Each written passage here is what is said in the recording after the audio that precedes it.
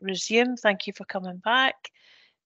So what I didn't say at the very start of the meeting is that we're recording this session, and I hope that's okay for everybody. It just helps to capture the discussion and be able to allow Finlay to make the notes. So I hope that's okay. We'll resume then at item 7, which is a verbal update on place strategy. And do we have Mr. McCarry with us, Fiona? No? I think it's Christine. It's Christine, yeah. sorry. Right, okay. So so a very warm welcome to you, Christine. Christine is from our economic development team, and Christine, will hand over to you now, please, for that verbal update on place strategy. Thank you. Thank you, Chair. And we'll go in from place strategy into community wealth building and that update of the gift card, but I will stop for questions before we go into Suzanne's presentation, but that's the plan for the next 10-15 minutes. Thank you. So thanks, Chair, and good afternoon, everyone.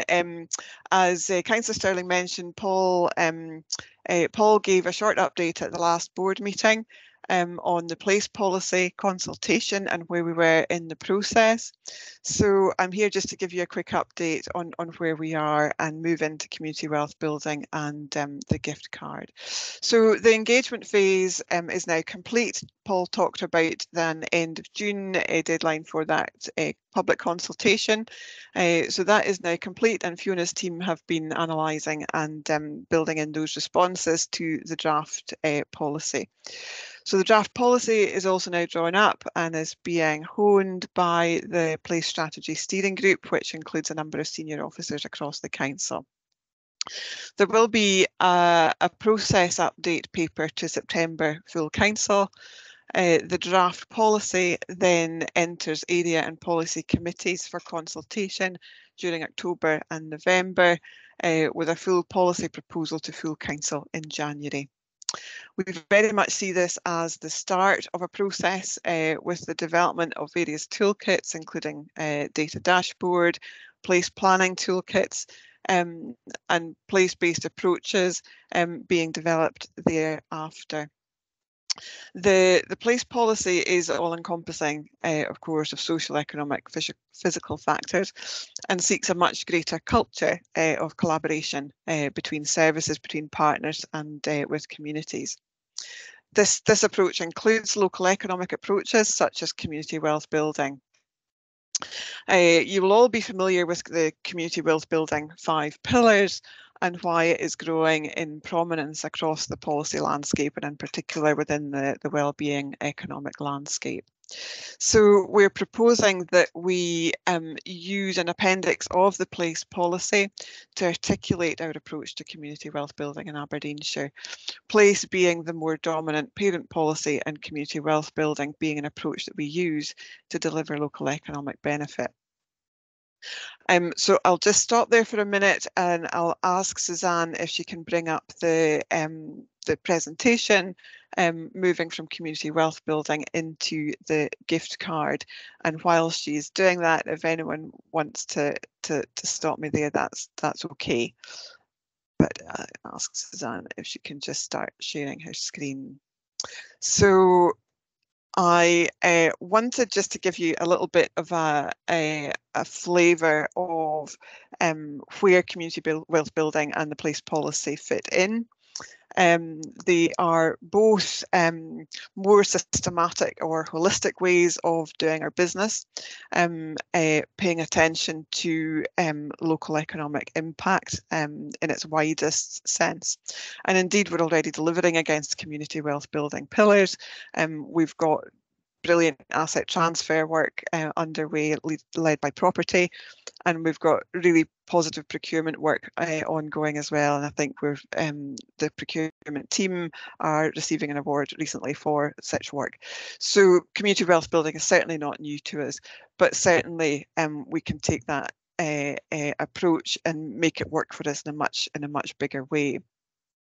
So just looking at that approach then, I wanted to kind of talk very briefly, and then we'll get into the real sort of detail of the gift card, but very briefly on what it might mean for us and how much more we could take it. So if we take an issue that I'm sure we all share as public sector bodies, and that is one of the challenge of decarbonising our properties. So we all have targets to meet around net zero, and those targets generally more ambitious for the public sector at the moment than the wider private sector. And what we're finding in our look at doing that there really is a lack of affordable technology, period, sometimes for doing that. And that places a high risk load on that transition. We don't have competitive tenders because often there isn't the technology or the skills to do that work for us.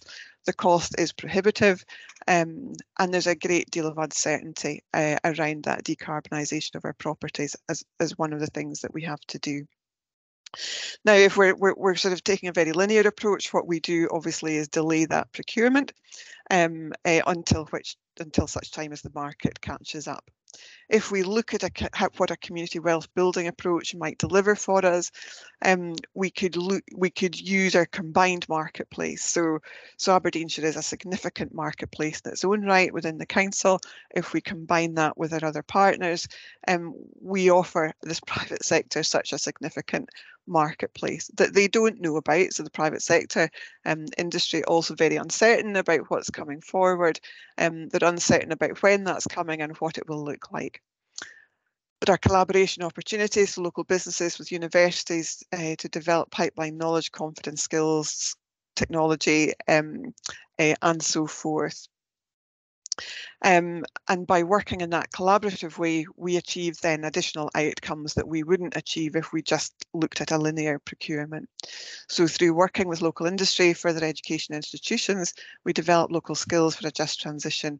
We boost our local innovation and competitiveness of our local industry and their supply chains to bid for wider contracts. So being at the kind of front edge of that development, of that collaboration and that innovation, we kit our industry out to export those skills and expertise and create job and GVA value from that, whilst also obviously delivering our carbon emission reductions and meeting the objectives of our properties. There's absolutely nothing wrong with doing everything in a linear approach. There's nothing wrong with doing procurement in a linear approach. There's nothing wrong with doing economic development in a linear approach. But actually, I think we can start to see, but by doing it in a much more cohesive, collaborative way, with limited resources, and I think that's what we're all facing, and big economic challenges, we can really develop multiple benefits by doing one thing really, really well and comprehensively. So that's an example of where those approaches might take us. We will be developing that community wealth building appendix that sets out our approach. Our aim also is that this serves as evidence for National Planning Framework 4, which requires us to have a community wealth building plan. So we are seeing community wealth building coming through in many different policies, and we would like to address that within the policy and make that useful for those other policy requests that are coming through as well. So I will seamlessly transition to Suzanne. Of course, we want to sort of go on and talk a little bit more about the making financial power work within our local economy, and we have the gift card as a real live example of how we're doing that at the moment. So I'll pass over to you, Suzanne. Thank you.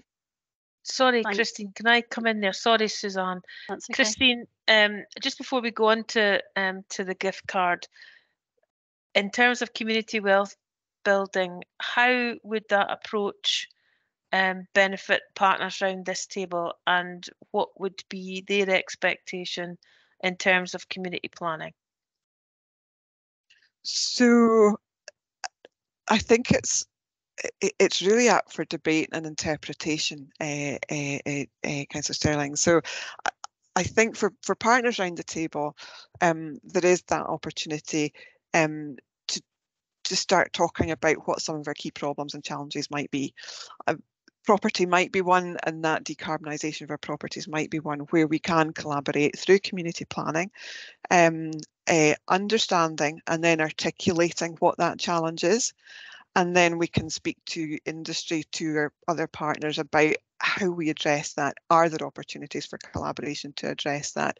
And what might the benefits from that be? So I think it is about having those discussions, and community planning is the perfect place to have those discussions. Then along with economic development being that kind of facilitation, to see actually, are there other partners that we need to pull in here? We've been doing a little bit of work, or a little bit of learning work ourselves with what's happening. The best Centre for Construction, Building Environment, something transition, I can't remember the complete acronym, but it is a Centre of Excellence for Construction Sector. They're doing this sort of leading research on all of the new construction techniques for decarbonisation. You know, are there opportunities to work in collaboration with the best in the country, with our local industry, to try and deliver against some of those challenges that our community planning partners might have? That is an example. We can take it to fleet or transportation. I know that our fleet colleagues have had conversations with other partners in terms of our fleet decarbonisation.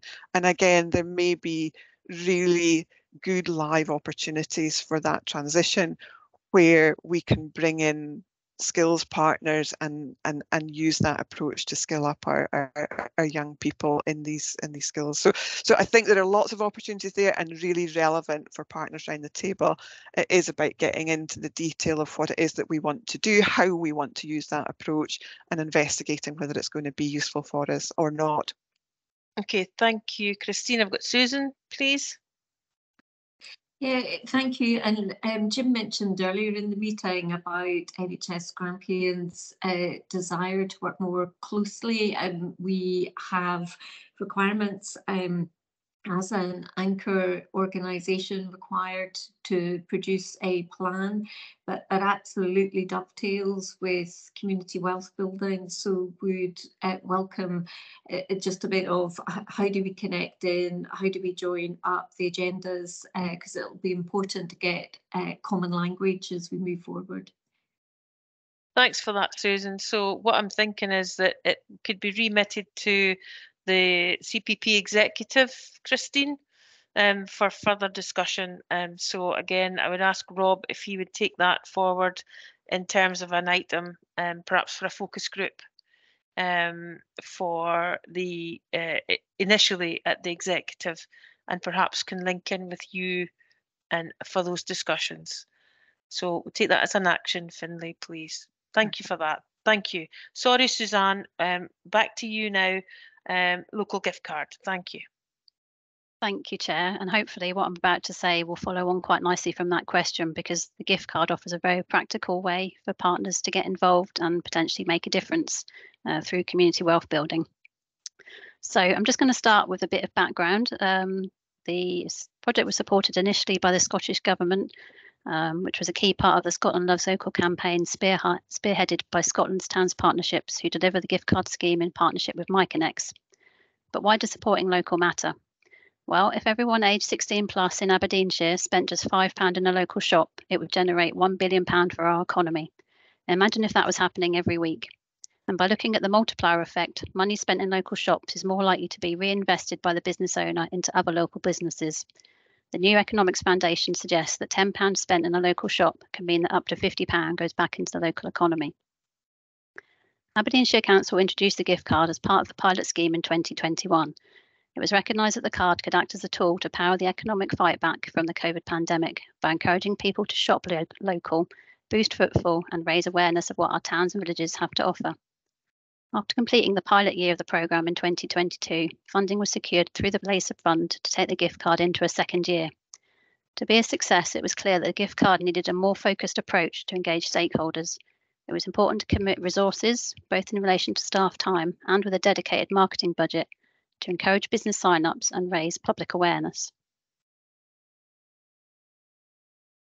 So moving on to look at how we've engaged stakeholders. For us, the key to growing the card's attractiveness as a product that consumers will actually choose is to have a wide selection of businesses, both by sector and geographical spread. To achieve this, we have tried to reach out to businesses to explain the benefits. This has included visiting town to go into premises, attending business networking events, and running webinars and sharing information through town business groups. We've also utilised social media, setting up our own Facebook page, as well as posting on LinkedIn. We've also been looking for opportunities to attend events that target key sectors, and we're able to talk to businesses at the judging for the North East Food and Drink Awards, along with advertising in the brochure at the award ceremony.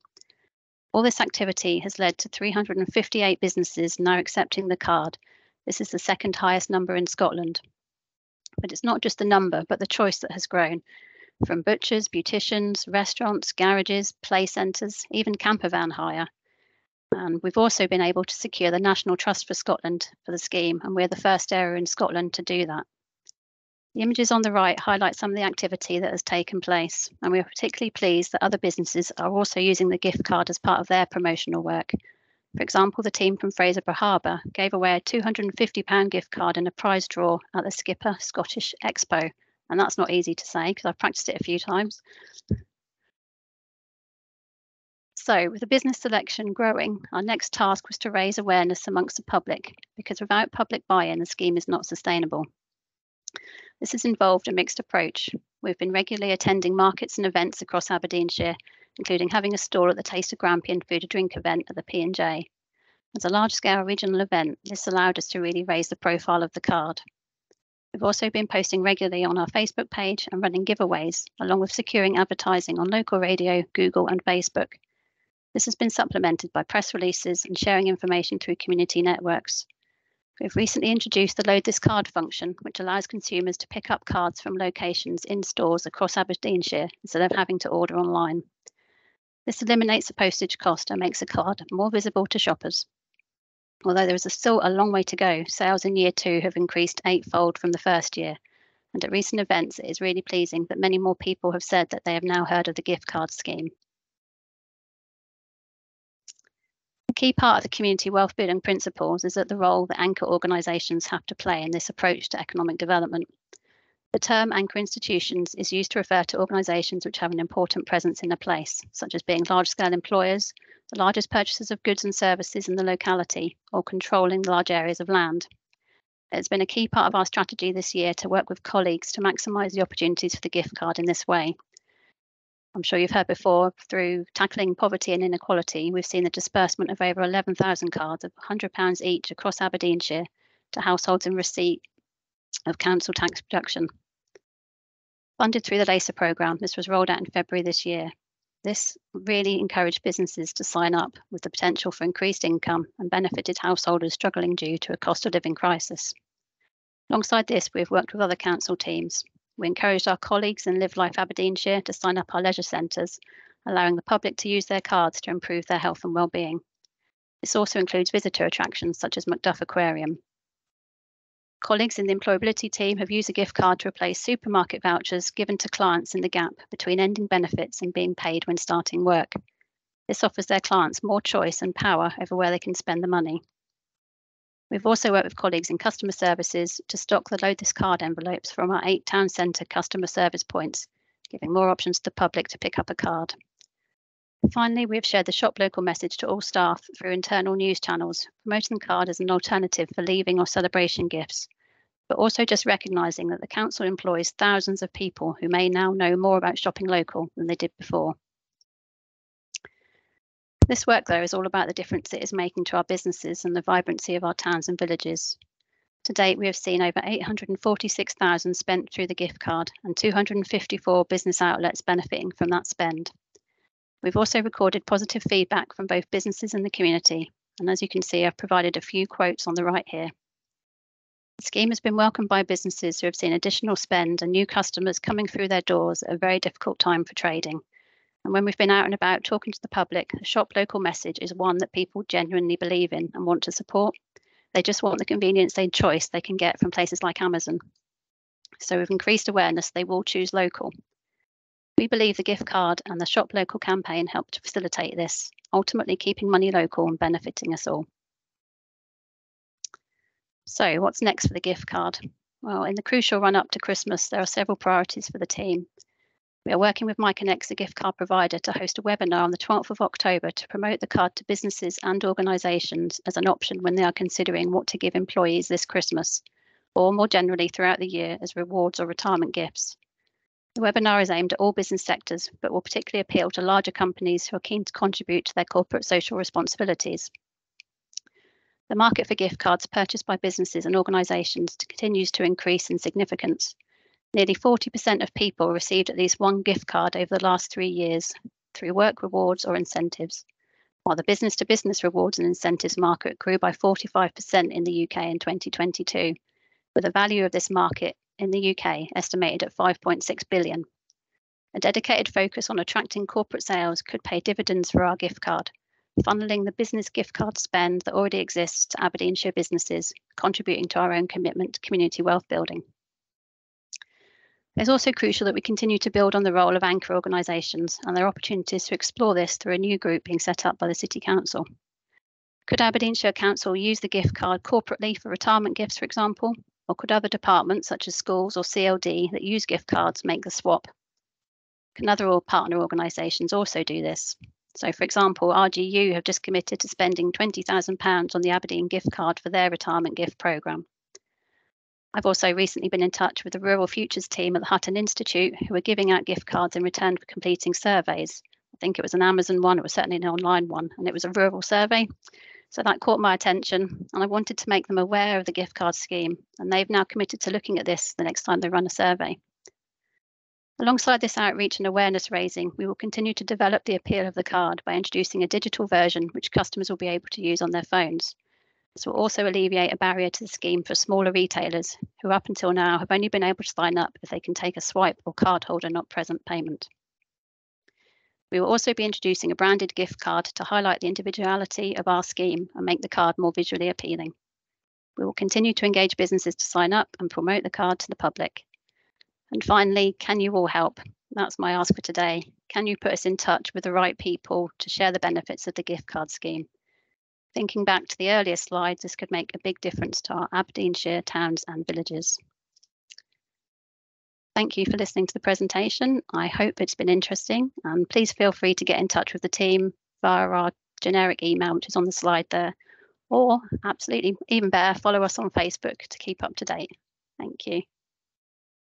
Thank you very much indeed, Suzanne. And could you make sure, or Finlay, could you make sure that Suzanne's slides go round to all partners, please, so that that contact detail is there? That'd be really helpful. Thank you. Any questions or comments for Christine and Suzanne? I think it was an excellent presentation, Suzanne, and we do need to try and increase the awareness of the card, absolutely, because it does help. Thank you. Those who receive it and those, as you say, the town centre businesses as well. No further questions? Jim, thank you. The comment really just to give some praise to the team for the good work here as well. I know there was a lot of discussion early days in terms of the consideration of sort of whether and how to proceed with the card, and there's a significant amount of investment made into it relative to some of the other options that we had on the table at the time, and a lot of scrutiny about what the benefit and outcomes would be. And I think we're seeing a positive return for that investment that's been made with a success here. Really pleased to see the success with National Trust for Scotland coming on board as well. So no, looking across at other interventions across the country, this one's been particularly successful. So just praise, I think, in terms of the good work from the team and the achievement that we've made here. Some good, not just foundations, but sort of platforms to build on in terms of what we've done here. Thank you. Absolutely. Thank you very much indeed. And it just cuts across so many different agendas. So I think we all concur with those remarks, Jim. Absolutely. Finlay has already circulated the slides to you, so you do have them, and you've got Suzanne's contact details, or the team's contact details. So please get in touch and see how we can work together to promote the card. Thank you, Christine. Thank you, Suzanne. It's really much appreciated. And bringing economic development into this forum, I think, is a real benefit and something that we'll build on. So thank you very much indeed for that. Thank you. Thank you, Chair. Thanks, Chair. Thank you. And again, a linked item from Fiona, Locality Plans and Transition to Place-Based Community Planning. There's a report attached. We're being asked to consider comment on, agree that the government is advised of the decision to continue with the locality plan. This is what we spoke about earlier on. And note the connected and cohesive community LOIP has ceased and will no longer be reported, but we've kind of dealt with that in a previous discussion. So Fiona, if there are just any specific things you wanted to highlight, because we do have the report in front of us, so anything specific you wanted to pull out, otherwise we'll just go to the discussion. I think probably just go to the discussion, given the time, and yeah, just that a report will come back later on in the year, and which will include that comprehensive evaluation that you asked for as well. That's perfect, thank you. Given that we're going with Peterhead as the one locality plan, Amanda, is there anything you wanted to say? No, Chair, we're quite happy we have the locality plan as part of our wider community plan with kind of an additional focus. It will come into our Peterhead 2040 as well, and we've agreed that we will do a focused presentation at the next CPP exec on the outcomes that are achieved to date. Perfect, that's great. Thank you very much indeed. Any questions on item 9 at all? No, everybody happy that we've captured that? John, please. Yeah, my question, please, Chair, is really, as you said, these various items are linked. So it's just that question of place. So I understand for this item, we're talking about those particular places, but there was the place strategy for the council. And I'm just conscious that, like, the health board, the health and care partnership, are all talking about place.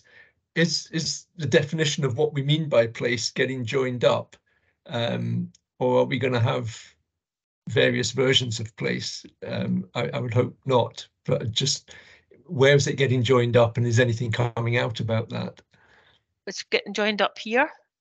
And so unfortunately Caroline is not available at the moment, but you know, as vice chair of the community plan and partnership has been around the conversations, but we join place up here, I would think, but also there are different forums where the chief executives meet as well with the divisional commander, the LSO, so there are different forum or fora where organisations sit around the table, but this is where it's been pulled together. But Jim, maybe you want to say a word or two?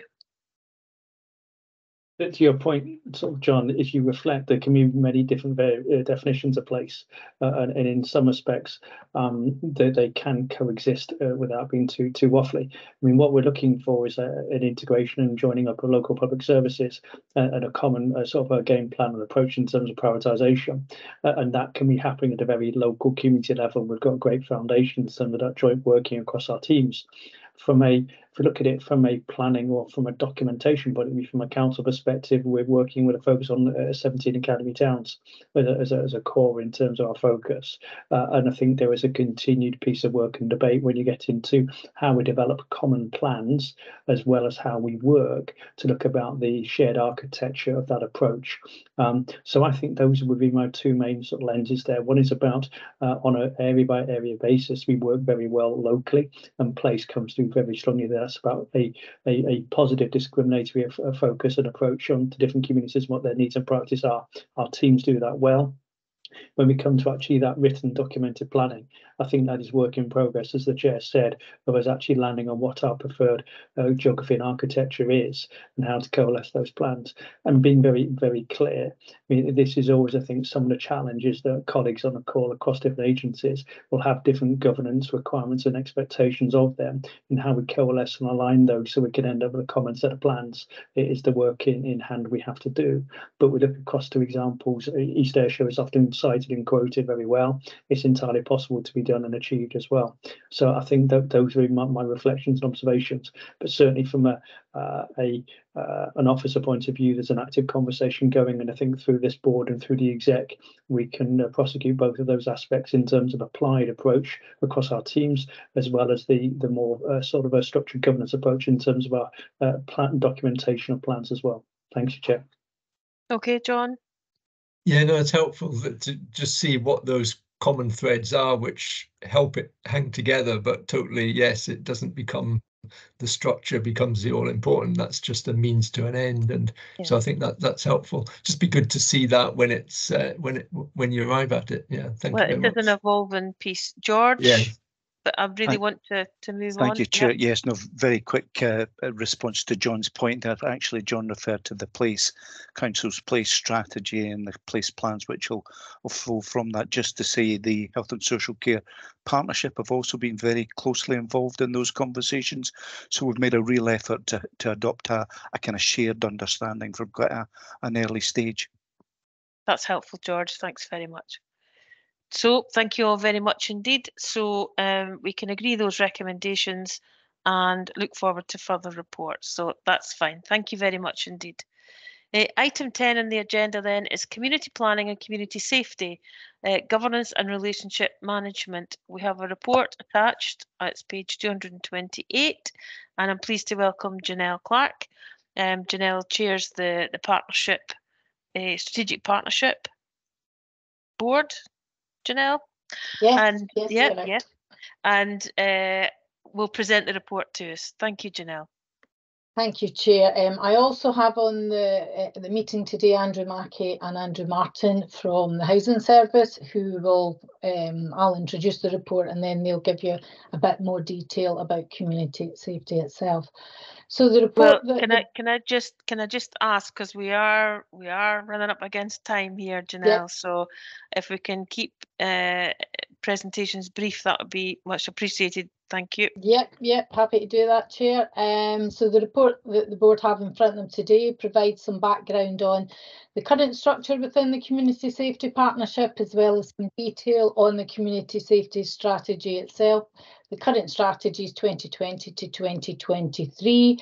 The purpose of the report, as well as providing an update on the strategy, is also to look at future reporting. And what we are proposing is that the relationship between the board and the community partnership is enhanced, whereby the community plan and partnership will be asked to approve the future community safety strategies and provide direction and support to its delivery.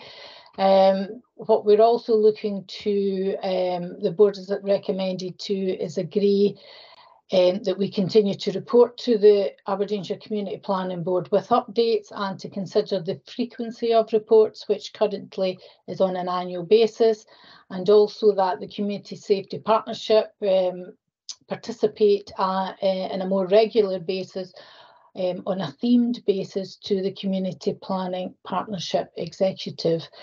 So that's the main asks from today. There's a lot of detail within the report, Chair, as well as a lot of detail within the appendice.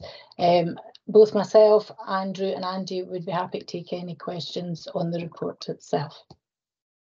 No, thank you very much indeed, all of you, for the report, and it is very comprehensive, and it does lay out the extent of the work that you all do, so that's much appreciated, Janelle. First of all, take any questions, comments? None? Okay. Andrew and Andy, any particular points you want to draw out without going into too much detail, please? Just give you the opportunity. Yeah, certainly, Chair. There's nothing in particular I would expand on, other than to ask if this is sort of the panel, if the board members think this is a sufficient level of detail in the appendix report. You know, we've done a lot of work over the past few years on sort of data and tracking and measurement of the work that's going on. So if there's insufficient detail, please let us know. If we've gone overboard and there's too much, please let us know likewise. So any feedback is welcome. Thank you very much. That's an open to all members to comment on that. I don't see any indications. But Janelle, you've asked us a series of questions, but one I have for, I suppose, the partners around the room who are involved in community safety, is the, and again, Janelle, I think you've done this work, is the current structure fit for your purpose, and does it deliver the outcomes that you're all looking to achieve? So again, it's I suppose a question for the partners around the community safety table.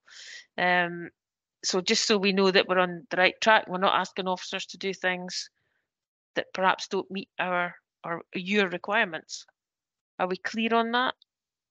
Because I'm looking at Graham and Andy. I'm not sure if you've managed to get your head around all of this yet, Andy, so I maybe let you off the hook today. So, but if you've any comments or you know, suggestions, then let's be absolutely sure as a partnership that we're asking Janelle, Andy and Andrew to go and continue along these lines if it's not what you're looking for. Graham, thanks. I would just say thank you to Janelle and Andy. It's spot on from my perspective. I've actually shared it with my wider SNT. Unfortunately, it was just yesterday. I haven't got the feedback in from them around about any other observations around about it. But generally speaking, I read through that and I was really comfortable and really appreciative of it. So thank you. No, that's great. Thank you, Andy. Yeah, thank you, Chair. Again, I'll just echo Andrew's comments. If the information that's in the report is not what you want to see, please let us know, because then we can change that format that's given to you. But also with regards to what we do in the communities, I think we need to make sure that we're not too rigid. We have a lot of initiatives that have dates set against them and they're for periods throughout the year, whether that's summer, winter, etc. But sometimes we need to be a bit more flexible and deal with issues as they come and flex initiatives to suit. So please just ensure that you are communicating with us, and then just because we've got a timeline for a certain initiative, we might pause that because there's something else coming that's more risk critical within the area. So please let us know. Thank you, Chair. Well, that's great. Thank you very much. And everybody else happy with the format, with the detail? I'm not seeing anybody saying anything to the contrary, but Janelle has asked us a number of questions. So on page 228, there's 4 recommendations, 4 questions that are in front of you. Are you content to agree all of those and note the reporting proposal for the area committees and communities committee? Are you all content with that? Yeah. Yep. Okay. So hopefully, Janelle, that gives you the answers to the questions that you've posed. But we've done the check-in. Everybody's content with the direction of travel. So is there anything you want to come back with, Janelle? It's just really recommendation 1.2.2 that it's currently annually that we report to the board. Are you happy that we continue with the annual reporting, or you want to change that frequency? Personally, I would propose that it's fine as it is, because you're introducing that regular reporting through area committees, through the area systems. You've got the local community planning groups. You've also got a communities committee annual report there. So I don't know if you want to, have this annual report and then have the communities one 6 months along the way. So you actually, I don't know, it'll be the same report, but I'm not sure. Happy to leave it with you to determine. But from my point of view, I think with the local community planning groups, if there's any specific escalations of any particular thing can be picked up at a local level. That's just what Andy Wright has just sort of said. So from my point of view, content. Jim? It's fine. I think anything more frequent would be too swift, really. I think sort of that local engagement is key, and I think for the CPP, seeing that on an annual basis and the ability to look at that slightly longer term trend, I think the scope of the activity set out is very useful to answer the other questions, and I think the data in there is good. I would always be wanting to look at that longer term multi-year trend with a so what question, with a consideration in terms of do we have the right sort of capacity, scope of activity, focus of prioritisation coming through. But I think that's what we need to do from a sort of a bit of a scrutiny point of view, but we need to do that on an annual basis, would be my suggestion, Chair. So content with that.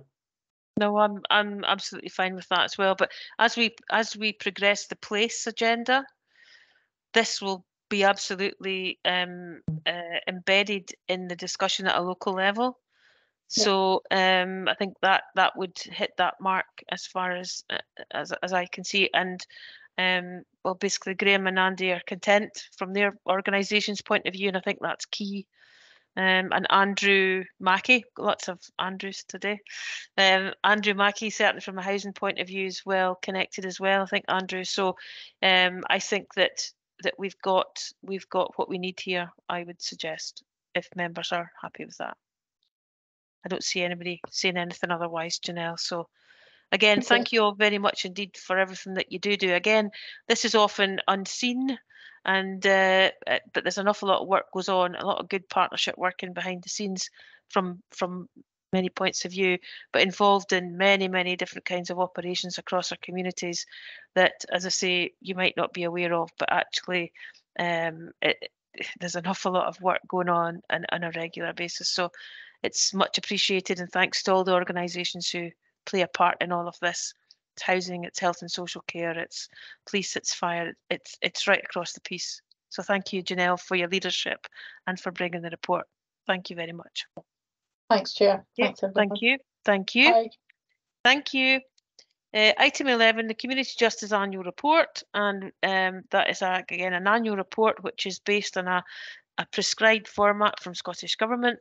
It's slightly changed this year, but we've got Kathleen, I think, with us. Yes, Kathleen with us. And again, Kathleen, if you can just give us a brief overview, pull out any particular points you want to have raised. But again, we've got the report here, so I'll hand over to you. Thank you, Kathleen. Thank you, Chair. I'm also here with Don Leslie, the Service Manager for Criminal Justice and Drug and Alcohol Services, who is going to help out with any questions that we might have. Thank you for hearing the report today. It's our 6th annual report on community justice activity within Aberdeenshire, covering the period 2022 to 2023. As the Chair's highlighted, it is in a set format prescribed by Community Justice Scotland. We don't have any scope to change the format, but it is, I think, an improved format to that of previous years, and it should be a bit more user-friendly and easier to read, I hope. In terms of the actual report itself, it highlights some of the challenges that we've experienced as a partnership and as partners over the last year, and some positive developments and achievements that we've delivered collectively, particularly the Safer in Service Days of Action. We've seen an increase in diversion from prosecution, bail supervision and structured deferred sentences, as well as electronic monitoring of bail. I'm happy to kind of answer any queries about what those things are if anyone's unsure. It is covered in the report as well. But all of this, I think, probably wouldn't have been possible if it wasn't for the good relationships that we have through the Community Justice Partnership and that information sharing and communication that's enabled us to make these improvements locally. We've also highlighted some of the report information in the report around improving access to services. That has been taken forward by partners such as housing. So we've got the Housing First project, which helps a range of people, but particularly those who've had contact with the justice system. Also through care planning arrangements and support that we deliver in conjunction with the Scottish Prison Service. And also kind of more recently, the implementation of the medication assisted treatment standards for drugs and alcohol, which are due to be implemented into justice settings over the next couple of years and will absolutely be a priority for the partnership going forward. At the moment, we're reviewing our plan. We've just done a needs assessment to help us identify priorities for the coming period. We're still at the early stages of identifying what those will be, but very likely that drugs and alcohol and implementation of MAT standards will be one of those top priorities. So we're just asking the board today to consider the report and approve it prior to submission to Community Justice Scotland at the end of the month. And Dawn and I are happy to take any questions.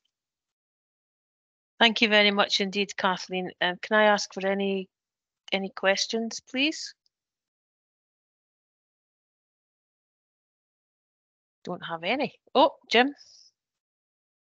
Can't be doing with silence on such a good piece of work, Chair. I think even just a very testament to the good multi-agency partnership work that Kathleen and Dawn is setting out here as well. I think it warrants at least some comment as well. The report is comprehensive, so very happy to support it.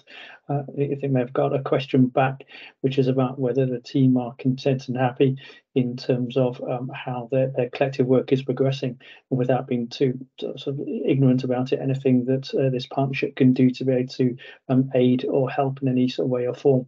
So that's not a loaded question, but I think just quite sincerely, you can see some of the challenges which we all have, and they're reflected in the report here as well, seeking to make progress.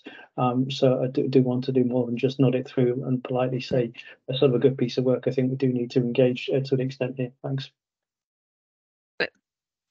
Dawn, do you want to come back in on any of that? Yeah, I think it's has to be a two-way process, because you know this, we're not awfully good at asking for help where we need that help. Yeah, I think a bit like our community safety colleagues, we are very strong in our partnership, and together we achieve a lot. I think that bit about that awareness, so I think it's one of the new outcomes, just about people's understanding about justice, people, justice involved, people, what public protection is, where that meets, the roles of all the agencies together. I think we could ask an awful lot more about how we could communicate wider communities, because certainly from what we know, where a good outcome is for a person that's been involved in the justice system is that integration back into your community, the community that you've come from, or a new community, but acceptance, addressing stigma, discrimination, all that needs to start from a place that people understand, where certainly like people involved in the justice system have come from and what they can contribute, and just demystify some of the myths that are around risk and all the rest of it. So I think we need to get better at asking how those messages can be communicated across all the different partner forums, and I think within the new plan we're going to get better at that experiential data collection as well, and that is very much standards, but we need to be better at asking people what could have made a difference, what did make a difference, and really in a more meaningful way kind of put that. We would certainly put that into some sort of plan, but actually like feed it back to partners as well, so it's everybody's business. So that'll be certainly in the new kind of iteration of the plan. Thanks. No, thank you for that, Dawn. I think we've lost a bit of momentum from the Community Justice Authority days, because we were beginning to break some ground there in terms of raising awareness within communities. And certainly I visited, not in Aberdeenshire, but visited supervised sites where communities, and I was there when they did it, a community representative came and asked if they could bring the press down to get a photograph taken with those who were paying back, to highlight the work they'd done for the benefit of the community. Now that's where we'd like to get to. But we've kind of lost that, I think, with the changeover from the Community Justice Authorities, because we made great strides, I think. We've kind of maybe lost some of that momentum, but I certainly try and promote it as much as I can, and invite organisations in communities to involve themselves with the justice system. But that particular community I visited, they had little plaques up in parks. They had, it was just a whole different approach, and the people that were paying back felt a bit of value for what they were doing. So 100% support you, Dawn, in that respect. If there's anything we can do to raise awareness in communities, be happy to do that. Perhaps some of our corporate comms collectively could perhaps run a wee feature or something. If we did a partnership approach to comms in terms of what you do, and what is done on communities' behalf, because the people that are involved in the justice system belong to a community, and it is about, it's not your people, it's the people from our communities. So I think we need to start to try and change that narrative again. Absolutely. So any other comments or questions for Dawn and Kathleen? Again, as Jim said, it's a tremendous demonstration of partnership working. It really is. And you go about your business, and I know that you're involved in so much. It's not just the criminal justice social work side of things. You're involved in a whole range of things. So a very good report, Kathleen and Dawn, and thank you very much for that. I don't see any other indications. So with that then, can we consider, we've considered and we endorse, and the report will now be submitted to the Scottish Government. That's agreed. Okay, thank you very much indeed. Thank you. Thank you both. Thank you, and thank you to all your teams. They do a great job altogether. So thank you very much. So item 12 then is the new deal with local government, which is the Verity House agreement. Again, that's been attached. And Fiona, do you want just to say just a few words in terms of by way of introduction? But clearly this is a new arrangement that's been agreed through local government and Scottish Government, but affects public services generally. Fiona. Thanks, Chair. So very briefly, this report summarises the Verity House Agreement, which was announced earlier this year, and setting out the aims for the relationship between the Scottish Government and local government. I think with particular regard to community planning, it's really important to highlight the refreshed role and remit for the Scottish Government Place Directors, who are to act as ambassadors for local government and community planning partnerships across portfolios and programmes, and to build a strong understanding about place-based leadership and the local plans focusing on shared priorities. Community planning partnerships are also recognised within the agreement as a critical mechanism for the alignment of resource locally, focused on prevention and early intervention and delivering shared priorities. The Scottish Government has also said that it will ensure that those public bodies that can contribute to community planning play their part, including involving local third sector and community bodies in promoting and improving well-being. So really kind of aligning with our own priorities, which is assuring, but good to have that recognition from the Scottish Government through the Verity House Agreement of community planning and the value that it plays in our local communities. Thank you.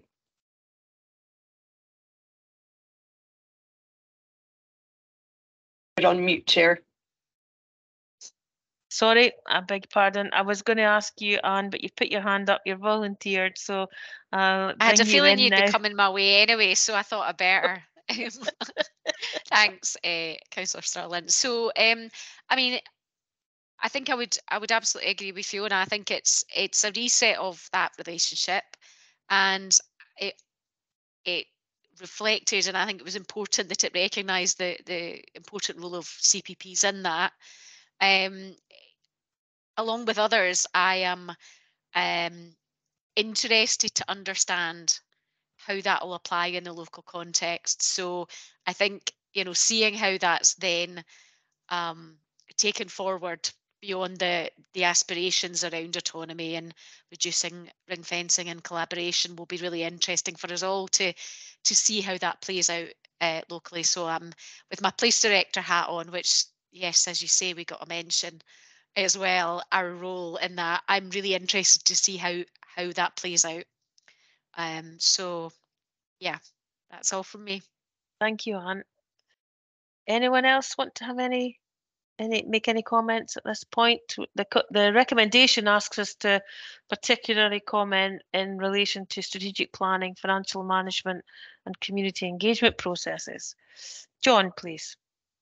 Yeah, my comment would be it's really encouraging to see this. I can see how it can, with the local leadership, but facilitation, if you like, but as local leader through the council, be quite a step change. What I think we do need to get our head round is some of the ways that we share things. So beyond looking at each other's plans,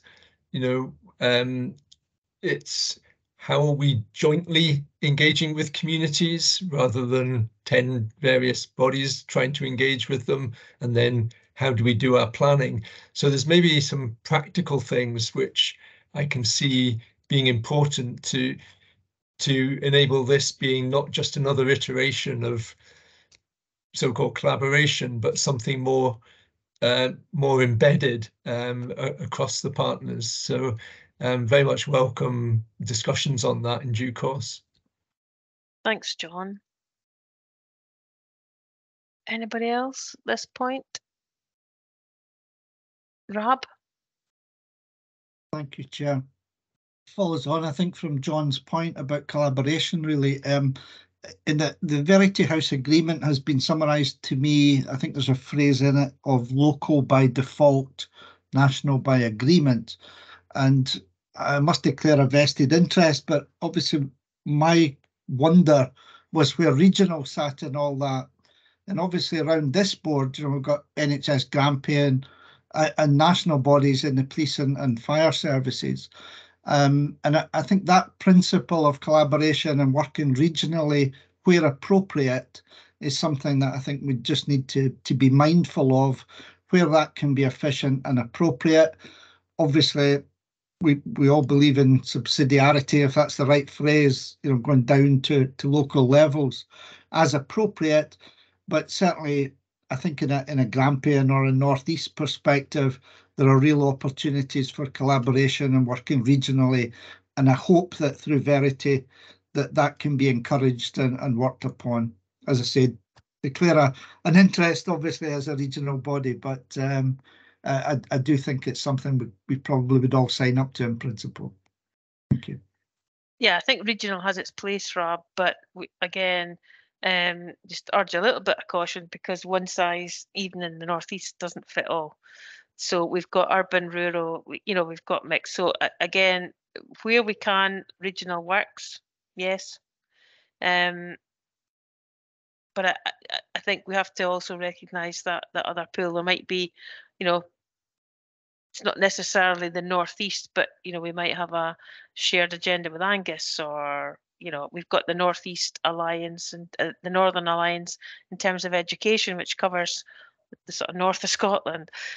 So we've got different arrangements, and I think from Aberdeenshire's point of view, we would be very open to collaborations and regional working where it's appropriate.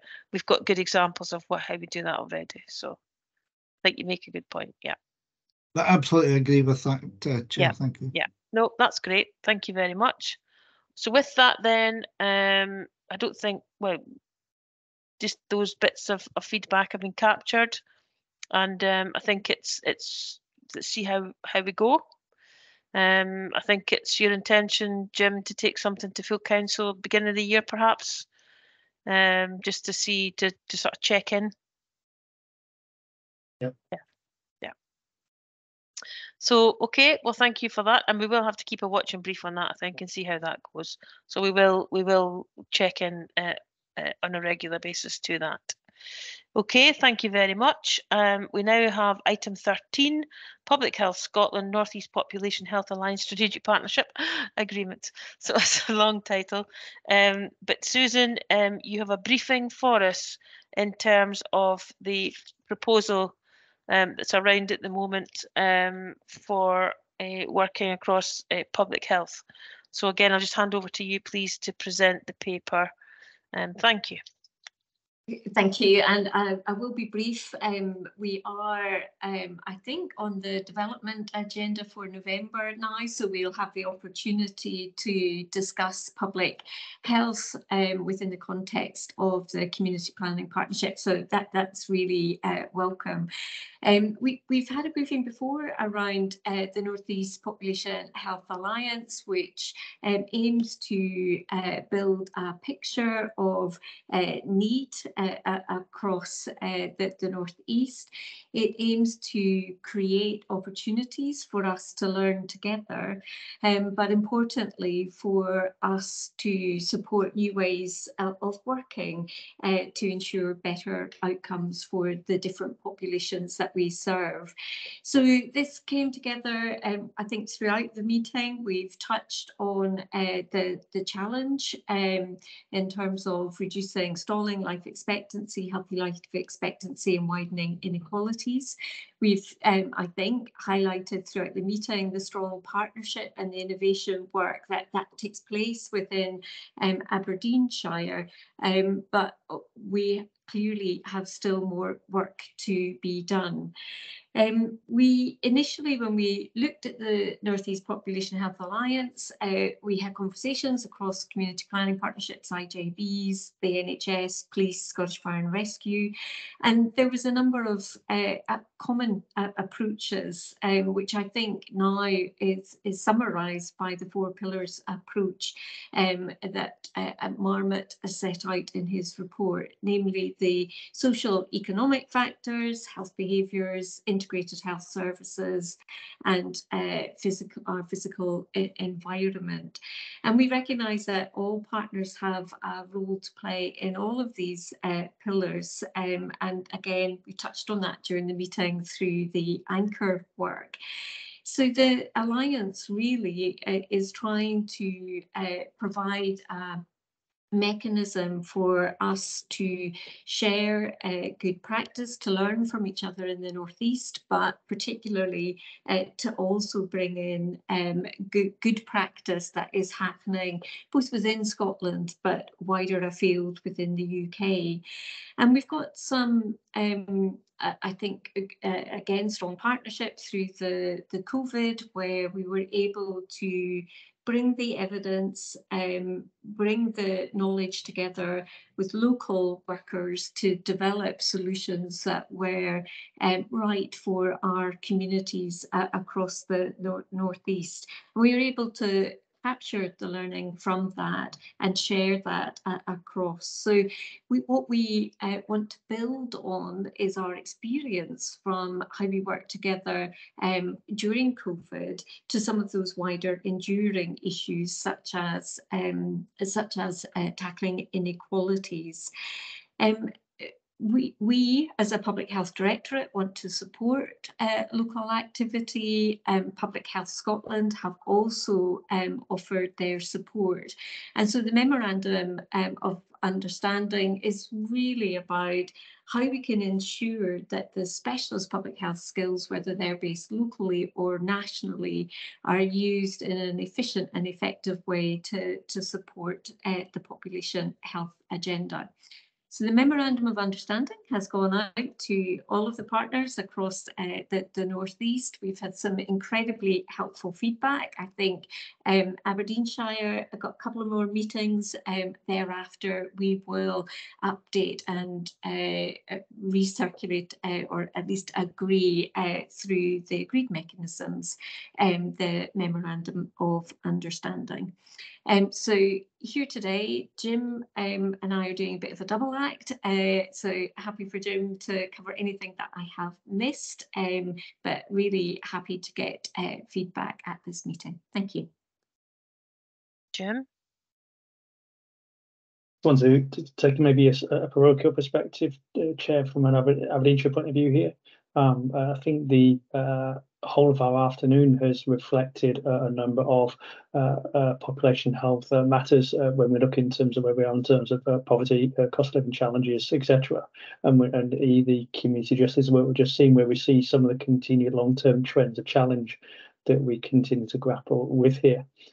And in very maybe sort of blunt or selfish terms here, we've got an enabling agreement here which would give Aberdeenshire-based local public services access through to some wider expertise and capacity to be able to help us work to address some of those long-term challenges. And that's how I would see the sort of agreement here. If this is going to enable us to get that additional capacity and input and learning from elsewhere, for example, from national colleagues and beyond, I would be supportive of this sort of proposal in front of us. It's enabling, it's not prescriptive. We can work in a way that suits us to complement our existing work and the strength of the CPP. So rather than being asked to work in a way which doesn't suit or fit our Aberdeenshire partnerships or priorities as well. So I think on that basis, from a bottom up, from a ground up and a community up approach, I'd be supportive of this approach there as well. And lastly, I think as Susan reflected, our communities don't always align or adhere to administrative boundaries, and so some of the themes and trends that we have do sort of cut across to a broader area of the region and beyond there. So sort of working to both learn and coordinate or collaborate where we need to, I think is a strength that we have as well. And I think this will be helpful to continue to support that work and activity as well. Thank you, Chair. Thank you very much. Any other comments based on what you've heard and read? I'll just put my tuppence worth in. I think how it was described to me initially in terms of from a community planning point of view was that it's a learning network where there'll be research, evidence gathered, and data gathered, and analysis done to be able to inform decision makers. And I don't think anybody can argue with any of that at all. Where I have a little bit of concern, Susan, and you know this, is around the duplication, because what you describe is community planning, and that's what we're here to do to a certain extent. But I very much support the learning network style, you know, absolutely. We must, it's going to be a huge benefit to have that additional evidence and data. It really is. It's going to be that's a real strength. But I think the document still points to duplication of effort. There was you know, some mention of subgroups and, you know, secondments and that sort of thing. And organisations that I've been around don't have that capacity. And health and social care, the IJB, for example, have got some concerns around. In fact, it was members across the piece were expressing concerns about it, and you were there, so you heard that. So I'm not going to go into all of that. But I do think that there's definitely something we need to be wary of, and that is duplicating effort. The community planning partnership is here. Some of what's described in the document is what we do. And I really would not like to see another layer of activity being introduced when we're all trying to manage such a, you know, a plethora of organizational structures and processes. And so that for me is, you know, a comment, but it's not something you haven't heard before. So I'll leave it at that. And you want to come back in? No, it was just to endorse what you're saying, that actually if we start to duplicate, then that we're not delivering what we're seeking to deliver. That's not to say we might do it occasionally, but I think that getting the feedback is how we can learn from that and stop it happening in future. I think Anne mentioned Michael Kellett. It's just say Michael has been our named person from Public Scotland into this area, and so when we're referring small team, that's our ability to come together to just check out the asks that have come and make sure that perhaps the local team's not doing it when Public Health Scotland are best placed, and vice versa. And delighted that our development session, Public Health Scotland will be in attendance as well. So I think that just helps us to build up the relationships as we move forward. No, that's helpful. I have had the opportunity to speak to Michael as well. So, yeah, so that was helpful. Jim, and then we'll move on. You make a very important point to reflect that we've got a pre-existing partnership arrangement here with CPP, and I think for me, what I'd be looking for is to see how this agreement is going to enable and enhance the increased work through the CPP, and what I'd look to use the learning environment here with respect to on a broader platform in terms of that sort of pan-northeastern regional basis, where we can start to draw the learning in different ways as well, so we can assert and be clear in terms of how we wish to work in that way. To your point on comments, I think is an interesting one. I'd always see those as an enabling or permissive opportunity, and bluntly and starkly, if that means that we can get us a comment from Public Health Scotland nationally to come and work and enhance our capacity, I'll grab it off with both hands rather than the other way round. So I think we can be quite discriminatory in terms of how we approach the agreement here. Thank you, Chair. Well, that's fine, absolutely, if it's that way round. But I know that our teams do not have capacity for much more. And you know, we've got existing structures, we've got existing teams, so you know, I would just urge caution, because there'll be impacts on core service delivery, and we can't have that. So that's fine though. But if it's the other way around, well, excellent, be very welcome. So any comments on Susan's paper? Call it Susan's paper, but it's a collective partnership paper. No, okay. So well, thank you very much indeed for that, Susan, and for raising the awareness of that for those who perhaps were not cited on it. And we will, let's say, see how that progresses. So thank you very much, and apologies to Wayne Galt. Wayne's been waiting to come on to the call to present item 14 to us, the Alcohol and Drug Partnership Annual Report. Again, it's for consideration and comment. And you're welcome, Wayne. Thank you for joining us. And I say apologies for the wait. I did notice you were on call earlier, so thank you for that. But much of what we've discussed, I'm sure, will be of interest to yourself anyway, as far as ADP is concerned. We do have the report here, and again, a very fulsome report, lots of information, and members will have had an opportunity to go through that. So can I just ask, please, that you give a high-level introduction, Wayne, and then we'll open for questions. Thank you. Thanks very much, Councillor Sterling, and good afternoon to all. Yeah, I can't possibly address the whole complexity and breadth of activity, but maybe if I could just pull out 2 or 3 kind of key aspects. You'll get a sense that there's I suppose with everything, ADPs are not unique in that of having a huge range of national expectations from central government that would absolutely do our best to try and address, but frankly sometimes struggle to meet. And one reflection of that is that we're in the process of, hopefully on Friday we'll sign this off, of streamlining our delivery plan to make it much less overwhelming for partners.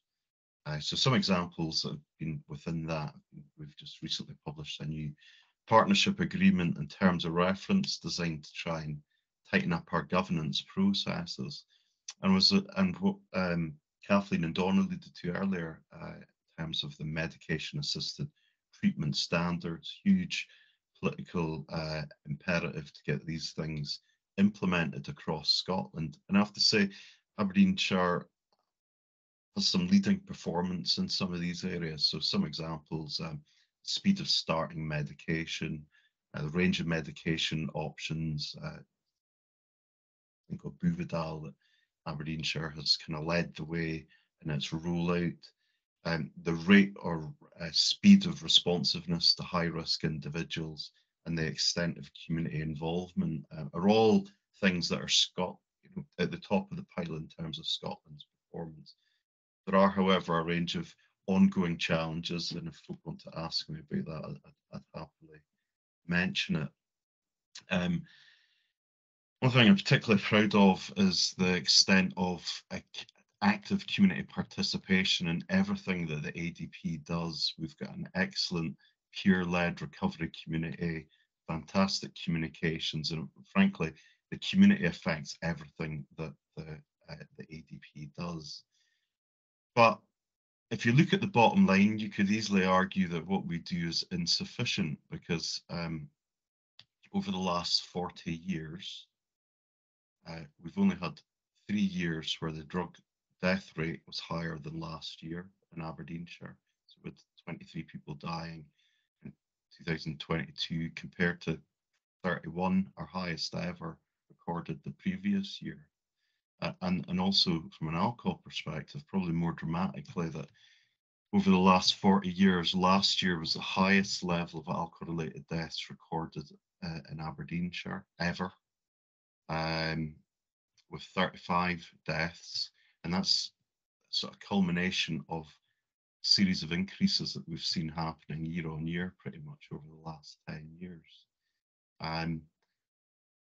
If that wasn't bad enough or concerning enough, that many of those dismal statistics really reflect a huge range of significant inequalities that you don't need me to rehearse, we're very familiar with. So deprivation, mental health and well-being, and issues around older people, loneliness and social isolation. And of course, the pandemic didn't help.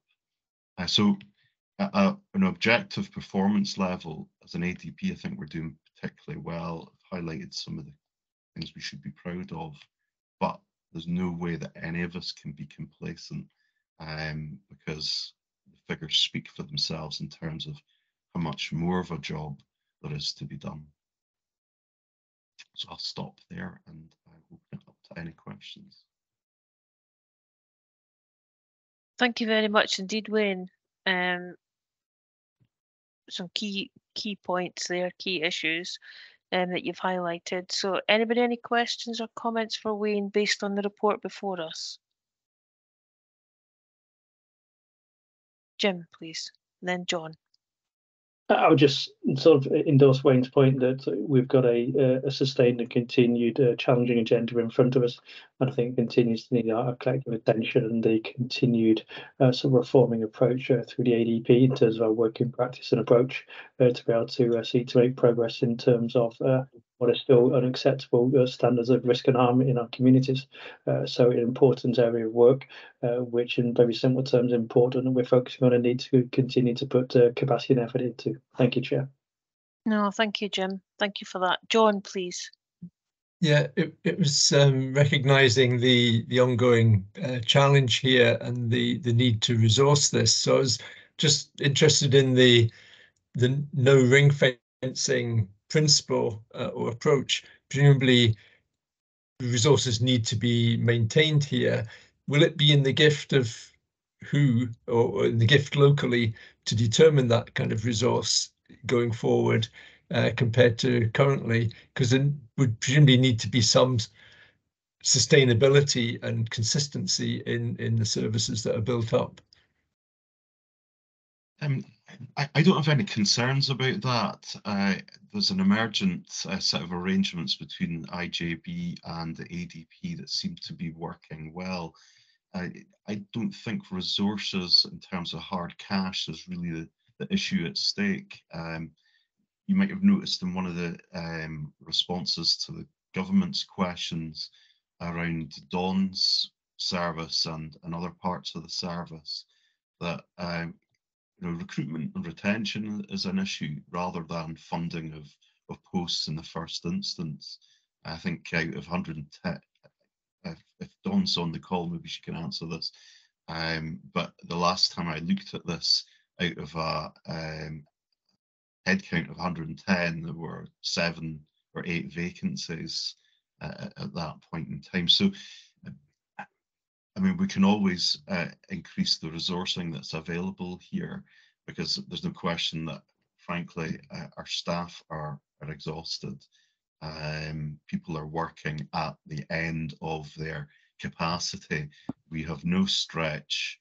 The nightmare scenario is that some of the synthetic opioids that are in circulation in other parts of the world, fentanyl and some even more potent substances, so come into our supply chain.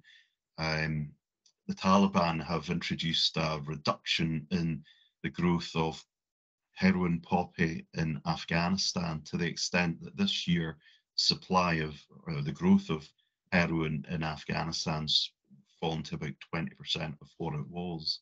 And if that's replaced with some of these synthetic opioids that basically you can't get heroin in America or Canada, it's all synthetic opioids. If that affects our supply chain as a result of the Taliban's activities, probably seeing what had happened in 2012 gives us some indication how long these things take to come through. But in the next 18 months, 12 months, if that happens, we're going to have right across Scotland and the UK an even greater emergency around these issues. So those are the sorts of things that are of more concern rather than the amount of resources that we're investing into this area, if that makes sense. Dawn, just very quickly, how many vacancies are you carrying at the minute? Actually, less than point that figure that Okay. Wayne noted. Less. That's because we work really hard taking students and keeping the folk that we have well cared for. So I think across the clinical and social work teams, and I think probably only sitting at about 4 just now. Okay, that's fine. Thank you, Dawn. Stuart, please. Hi, good afternoon, Wayne. I was looking at the chart on page 349 and seeing the two curves always on an increasing trend. I know we might get the occasional good news here and there, but if you look at the trend all the way back, it is an increasing trend. And I was just wondering, when you try to link that possibly with the geographic chart on page 350 underneath, I'm a Ward 1 councillor, so we're bright red. Quite easy to spot us up in that corner. What the correlation is between the two trends.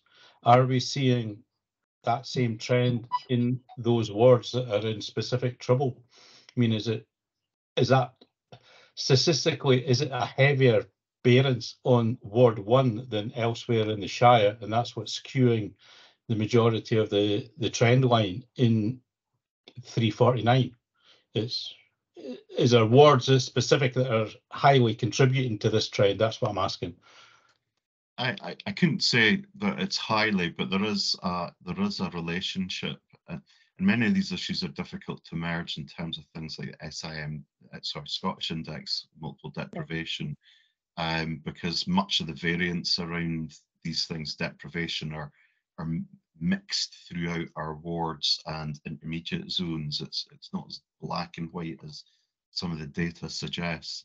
But you're absolutely right. Issues such as deprivation, stigma, poverty, unemployment, low quality housing, access to services, some of the broader issues around mental health and well-being, which I get a sense we're not seeing an improvement on across the board. So people self-medicating to cope with mental health problems or historical trauma. And there's a broader issue in terms of things like, I think I characterised that as older people earlier, but it's beyond just older people. So social isolation, loneliness is again leading to increases in self-medication. So for example, when you look at some of the harms associated with alcohol, we're not talking about the teenagers or 20-somethings partying through the night. We're talking about folk, our age group and beyond, who are the kind of folk at the greatest degree of vulnerability.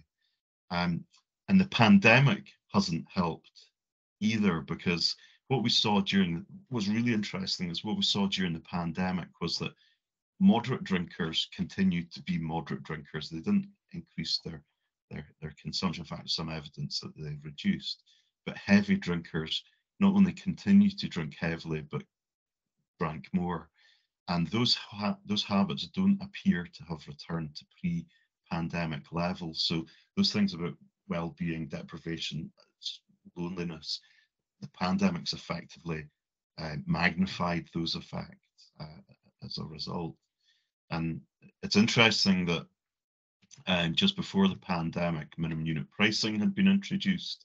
And I really shudder to think how these figures would have looked during the pandemic if it hadn't been for minimum unit pricing. There are other effects, availability, so how our licensing arrangements permits access to alcohol in terms of licensed premises and so forth. That has an effect, and I know that the licensing board has looked at that and given that close consideration.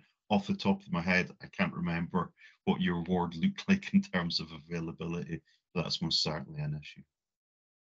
I don't think there's any issue in getting alcohol in my ward.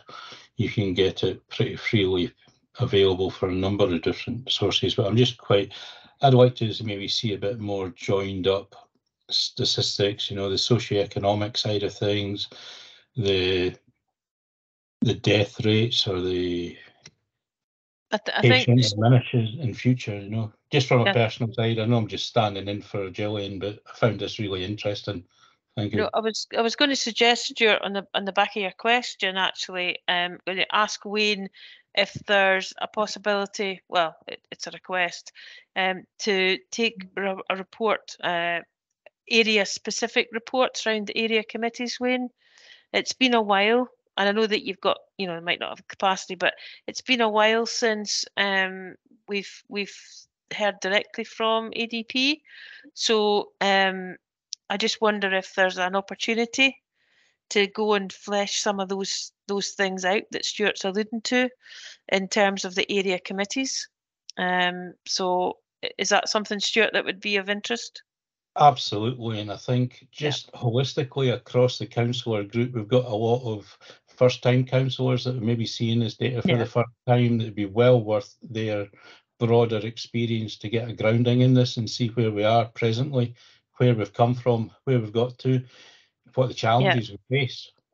I think even if it's an informal session, Wayne, but happy to leave that with yourself and area managers, to take in the Annette Johnson's team, the tackling poverty and inequalities, the mental health issues, and from your point of view. So, and you know, I'm sure George and colleagues in public health would help that, support that. I'm quite sure.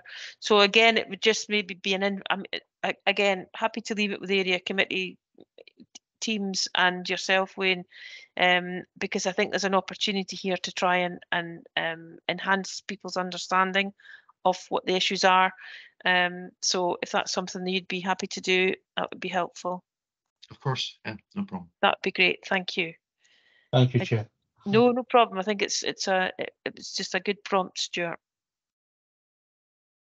Okay, the recommendations on page 344, 1.2.4, Wayne, we're being asked to note the continuing unacceptable rate of alcohol and drug-related deaths. I'm not sure just noting it is maybe what we should be doing. So maybe, again, remit that back through the executive, Rob, if that's something that a focus group could look at with Wayne, in terms of is there anything this partnership should be doing? Is there a role for this partnership board to be looking at doing something different? Where do we feed it in? How do we actually try and reduce the alcohol and drug related deaths going forward? Because just simply to note it, I just feel we're not doing what we need to do. So clearly the ADP will be working that through, but I do think that as partners, we've got community safety, we've got the public protection, we've got all these other organisational structures. So what do we do as a partnership board to try and direct that and to actually look to see if there's anything else we should be doing to try and drive those figures down? The early intervention, preventative stuff Susan would direct us to, etc. So if you could maybe take that forward, Rob, with Wayne, to see if we can try and understand that a bit better. So sorry, you've come with a report, Wayne, and gone away with a load of work, but I think it's generated a lot of discussion. I think, or certainly a lot of thoughts in people's minds. But I think the prompt Stuart gave by asking that question, I think, is very, very appropriate. So, are folks minded to support that approach? Yep. So yes. those that's fine. Thank you. So again, thank you very much, Wayne, for the report, and to all the your colleagues for taking the work forward. And I know there's been a lot of governance work done as well around the ADP, and you know it's been a busy time in other ways apart from the service provision. So that's appreciated. So thank you very much for that. Okay, thank you.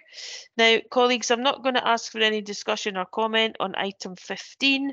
There's dates before us and for future meetings, and I would suggest that we can agree those, please. So Finlay can get the invitations out. So that's fine. Thank you very much. And the final item is the date of the next meeting, which is the 6th of December. At 2:30. So Thank you very much indeed for that. That concludes. Anne? Just a final AOB, just to make colleagues aware, I am moving to a new role in Scottish Government in a few weeks. I'm going to be the Deputy Director for Environmental Quality and Resilience. So very useful that I was spent the last few days up in Aberdeenshire looking at things like their flood defences, which were extremely impressive. I will, that won't have any impact on my Place Director role, because that's a voluntary add-on to my day job, frankly. That's how that works. So I'll still be doing that, but I just wanted to let you know. So, okay. Thank you very much indeed for that. And I do appreciate that you're staying with us. That's really helpful. So thank you for that. So thanks to both yourself and to Kerry, but thank you all very much indeed for your attendance, your participation. I know we didn't get through it in the time allotted, but there's been lots of really good discussion and really good presentations today. Lots to think about. And we will get some information back from some of these reports at the next meeting. But thank you all very much indeed in the meantime. Huge amount of work going on, and it's much appreciated. So thank you. Thank you all very much indeed. Thank you. Thank you. Thank you. Thank you. Thank you, Chair. Thanks, everyone. Thank you very much. Bye, everyone.